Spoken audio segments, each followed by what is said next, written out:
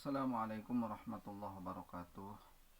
Bismillah, alhamdulillah, wassalatu wassalamu ala rasulillah Sayyidina Muhammadin bi'abdillah wa ala alihi wa ashabihi wa mawala. Hadirin kaum muslimin rahimakumullah. Dina kesempatan ayeuna urang lajengkeun deui kana tingkatan nafsu anu 7. Tah dina kesempatan ayeuna urang lajengkeun kana nafsu anu kaopat. Nafsu anu kaopat nyaeta nafsu mutmainah.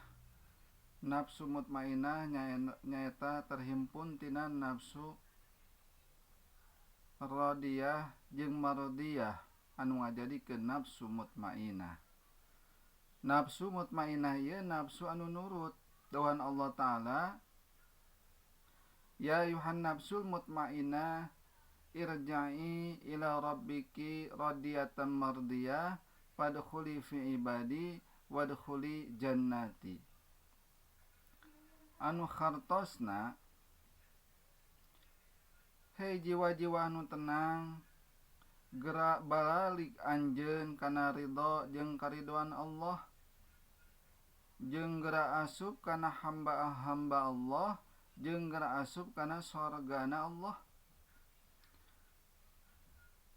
Jadi nafsu mutmainah mah beunang dicirikeun nyaeta di mana hiji jalmi anu berobah anu tadina manehanana pagaweana teu ecreug tuluy diganti ku pirang-pirang kahadean, seperti laku lampana goreng teh jadi dermawan, jadi nyaahan, welas asih, sering berbagi, soleh.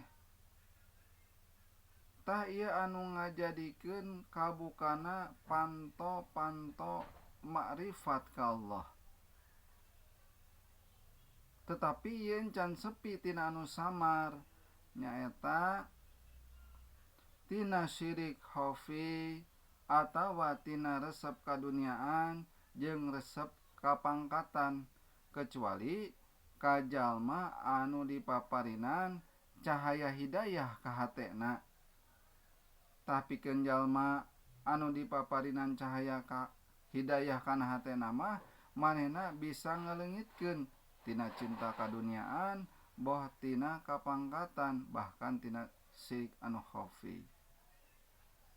Pagaweanana manehanana berehan, tuluy tawakal, zuhud, qanaah,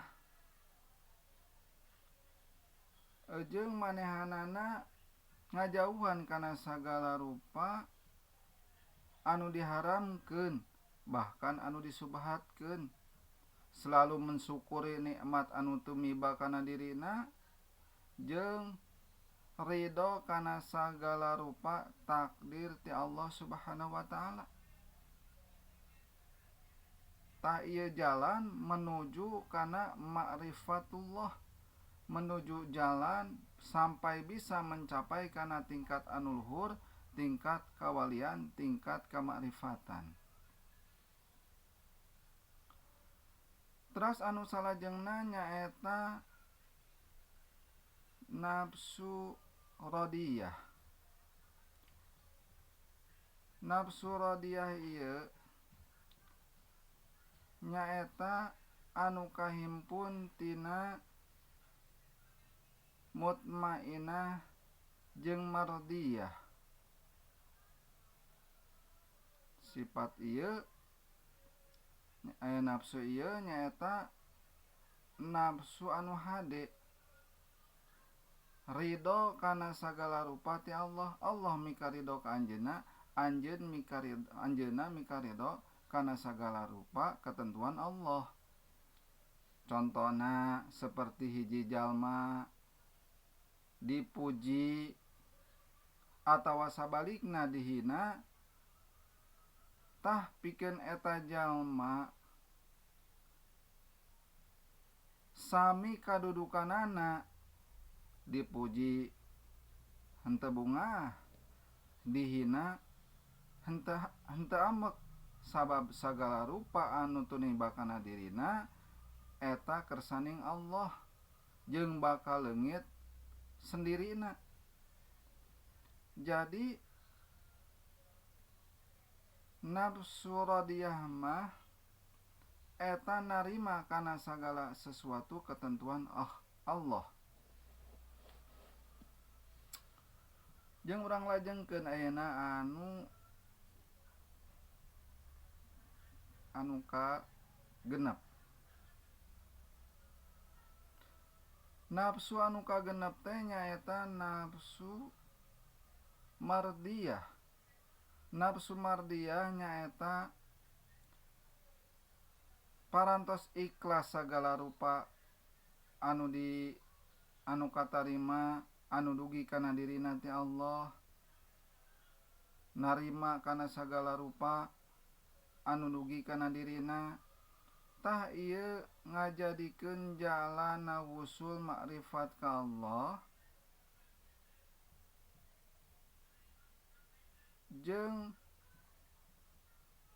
nafsu ieu bisa ngajadikeun teuleum tina samudra katohidan anu dituju mung Allah, wusul, mukasafah jeung makrifat ka Allah. Teu aya di anu sanes.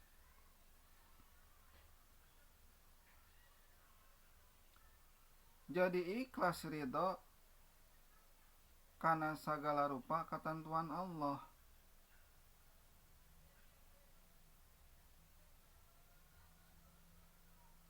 Jeung salajengna nyaeta nu katujuh nafsu kamilah, perhimpunan tina nafsu mutmainah, radiyah, mardiyah. Ta ieu sifat anu paling luhur martabatna, anu paling sampurna. Biasana dugina sifat ieu teh ka para nabi jeung ka para wali. Sifat anu sampurna anu dituju nyaeta wusul makrifat ka Allah, mukasafah,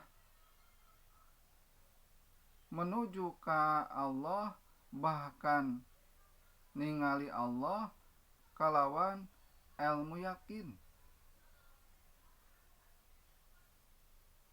Tah ieu sadayana tiasa ditingali dina kitab Sirajul Talibin Syarah Minhajul Talibin halaman ke-50 ayat 48 dugi ka 50.